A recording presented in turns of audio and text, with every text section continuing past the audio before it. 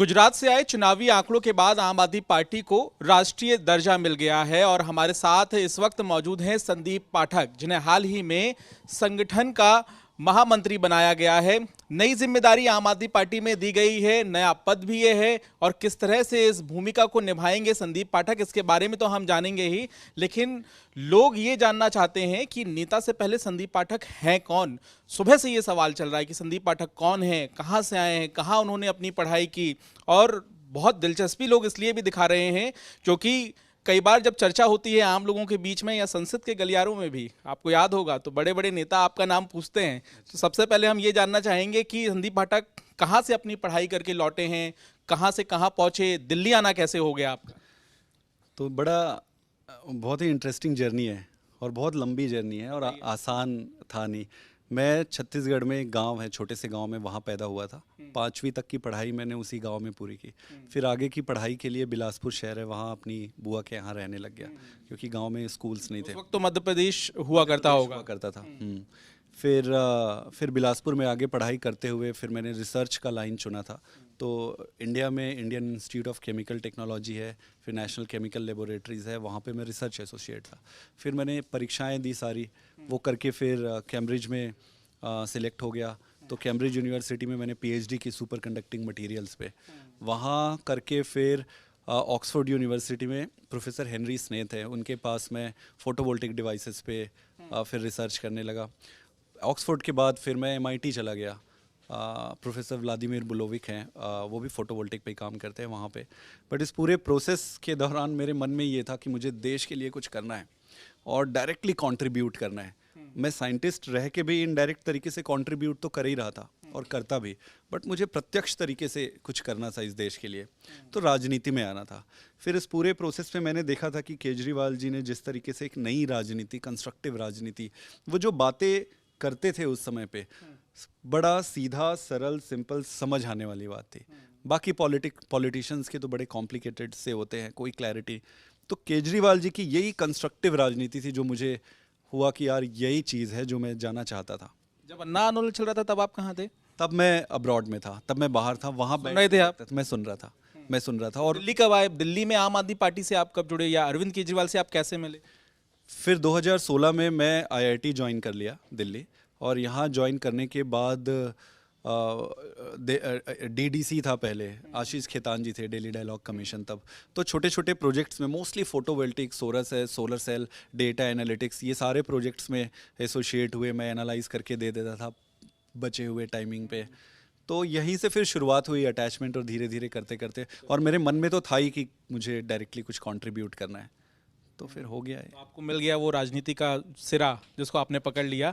लेकिन मुझे लगता है शुरुआत की जो बातचीत है ये फिजिक्स के स्टूडेंट को बड़ी पसंद आने वाली है। आपने पढ़ाया भी है उन बच्चों को आईआईटी में, लेकिन ये मज़ेदार बात भी है और दिलचस्प भी है क्योंकि आईआईटीएन है अरविंद केजरीवाल भी, आप भी आईआईटीएन हैं, और ऐसी स्थिति में, क्योंकि आपने वहाँ पढ़ाया है, और ऐसी स्थिति में अब आपके जिम्मे बहुत बड़ा कहीं ना कहीं एक लक्ष्य है। उस लक्ष्य को किस तरीके से आप हासिल करेंगे? क्योंकि मेरा सीधा सवाल यही रहेगा, गुजरात में जो कुछ भी हुआ, आम आदमी पार्टी ने जो टारगेट किया था, अलग अलग गारंटियां दी, और सारी जो गारंटियां थी वो कहीं ना कहीं मुफ्त से जुड़ी हुई थी।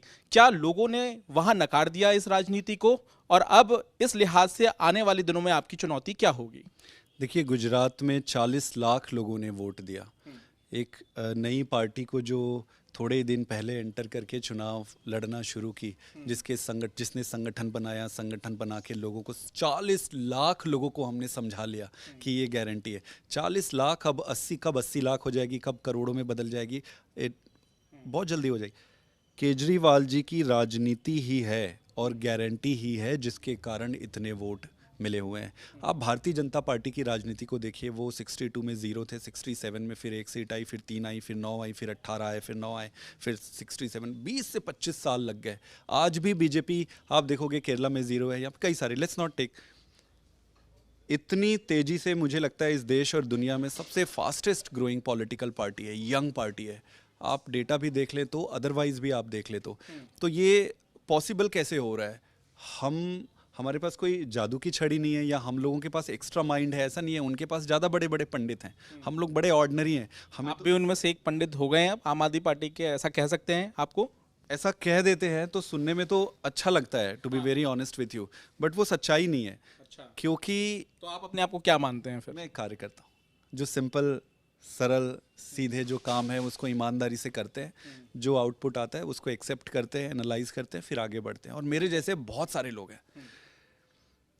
तो मेरे लिए और पार्टी के लिए ये काम आसान इसलिए है क्योंकि आपके पास जब आपका लीडर इतना स्ट्रांग हो, विजनरी लीडर हो केजरीवाल के रूप में, आपकी आइडियोलॉजी बड़ी सिंपल हो जो जनता के जीवन को डायरेक्टली प्रभावित करती है।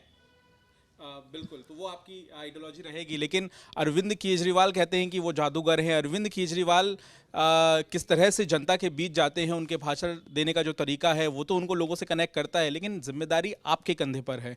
आप कहीं ना कहीं महामंत्री बनाए गए हैं। आप अपनी क्षमता के हिसाब से कौन सा ऐसा काम करेंगे जिसमें आपको लगता है कि आने वाले दिनों में अलग अलग राज्यों में चुनाव होने हैं, वहां पर आप भूमिका निभा पाएंगे? सबसे पहले तो इस पूरी टीम का मैं एक हिस्सा मात्र हूँ। पद तो अलग अलग सबको मिलते रहते हैं। मेरी जिम्मेदारी में जितने भी काम लाया जाएगा, ये मैं गारंटी देता हूँ कि मैं अपनी ज़िंदगी लगा दूंगा उसको करने के लिए। हाँ, जी जान लगा दूंगा। जो भी काम मेरे दायित्व में लाया जाएगा मैं पूरी ईमानदारी और मेहनत से करूंगा। और आज तक जिस तरीके से परिणाम आए, इसीलिए मैंने कहा कि मेरा काम आसान हो जाता है क्योंकि मेरे पास केजरीवाल है। साथ ही एक सवाल ये भी है कि साल 2024 की हर कोई अब चर्चा कर रहा है। जिस तरह से हिमाचल का चुनाव हुआ, गुजरात का हुआ, दिल्ली नगर निगम का हुआ, सबसे अहम बात अब ये सामने निकल कर आ जाती है कि चर्चा लोगों के बीच में जाके आप करते हैं, लोगों से पूछते हैं कि एक तरफ प्रधानमंत्री नरेंद्र मोदी हैं तो विपक्ष का चेहरा कौन है? संदीप पाठक के हिसाब से कौन होगा 2024 में विपक्ष का चेहरा? आप क्या मानते हैं? देखो, हमें ऐसे पहले से कुछ डिसाइड नहीं करना चाहिए, जनता पे छोड़ देनी चाहिए। जनता बहुत बुद्धिमान है, बहुत सयानी है। मैं यहाँ टोकना चाहूंगा, जनता ही कहती है कि कौन है चेहरा, तो जनता ही जानना चाहती है। तो आपके हिसाब से आप मानते हैं कि अरविंद केजरीवाल वो चेहरा है? क्योंकि अरविंद केजरीवाल को जनता बहुत प्यार करती है, बहुत प्यार करती है। वो उनको देखना चाहती है कि ज़्यादा जिम्मेदारी देना चाहती है। जनता ही आगे तय करेगी कि कितनी जिम्मेदारी केजरीवाल को मिलनी चाहिए। आप क्या मानते हैं कि देश का जब चुनाव होगा तो क्या होना चाहिए स्थिति? मेरे हिसाब से, क्योंकि मैं एक कट्टर देशभक्त हूँ और वही सोच के मैं राजनीति में आया हूँ, मेरे देश में एक सकारात्मक राजनीति होनी चाहिए, मुद्दों की राजनीति होनी चाहिए। जो मर्जी जीत जाए, जो मर्जी प्रधानमंत्री बन जाए, वो इम्पोर्टेंट नहीं है। बट आप देखो इंग्लैंड में कैसे कोई भी पॉलिटिकल पार्टीज आती है, उनकी राजनीति पॉजिटिव है, कंस्ट्रक्टिव है। डेवलप्ड कंट्रीज को ले लो, हमारे देश में वही जोड़ तोड़, लड़ाई झगड़ा, अभी हमने गुजरात में देखा है। इतनी गंदी हो गई है राजनीति, लोग भाग जाते हैं, लोग आके भाग जाते हैं, बोले यार ये तो बहुत बेकार है। कभी ऐसा हो कि आप भी डिप्रेस हुए गुजरात की राजनीति से? मैं डिप्रेस नहीं होता हूँ, मैं तो सेंध लगाने आया हूँ और यहाँ कुर्बान होने आया हूँ इस देश के लिए। तो कंस्ट्रक्टिव राजनीति को इस देश में आ जाए, जो मर्जी जिसको बनना है बने, कोई देश का फायदा होगा उससे। अगला आपका चुनावी टारगेट क्या है? अंतिम सवाल मेरा ये रहेगा। हमारा चुनावी टारगेट पार्टी डिसाइड करेगी। बहुत सारे स्टेट्स में चुनाव आने वाले हैं, सबको एनालाइज करेंगे कि वहाँ क्या परिस्थिति है और कैसे। लेकिन एज ए नेशनल पार्टी अब बन गए हैं तो आइडियोलॉजी को और पार्टी को हर गांव में लेके जाना है, ये मेरी प्राइमरी जिम्मेदारी है। चलिए, यहाँ पे बड़ी बात कही है संदीप पाठक ने, और उन्होंने बताया भी अपने बारे में। और देखना ये भी होगा कि जो इनका ब्लूप्रिंट है, जो कैमरे पर तो ये नहीं कह रहे हैं, और जानने की हम कोशिश करेंगे जब आने वाले दिनों में अलग अलग राज्यों में चुनाव आएगा, और ये समझने की भी हम कोशिश करेंगे कि इस जिम्मेदारी को भी संदीप पाठक किस तरह से निभा रहे हैं। कैमरामैन अंकित खंडेलवाल के साथ पंकज जैन, दिल्ली, आज तक।